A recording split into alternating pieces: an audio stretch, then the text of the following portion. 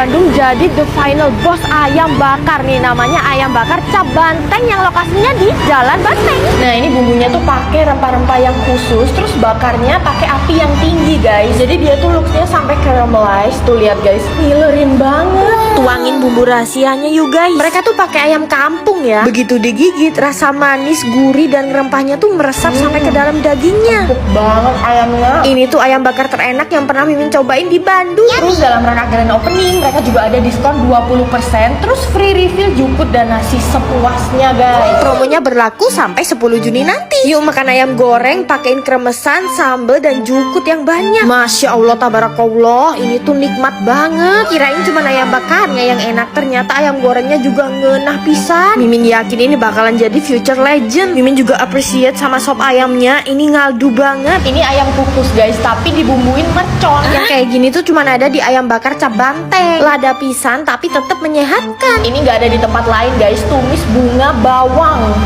makan bareng ayam gorengnya. Pokoknya kalau kalian lagi liburan ke Bandung, wajib masukin ayam bakar Cap Banteng ke dalam list kulineran kalian. Karena mereka ini spesialisnya ayam, jadi ornamennya juga ayam.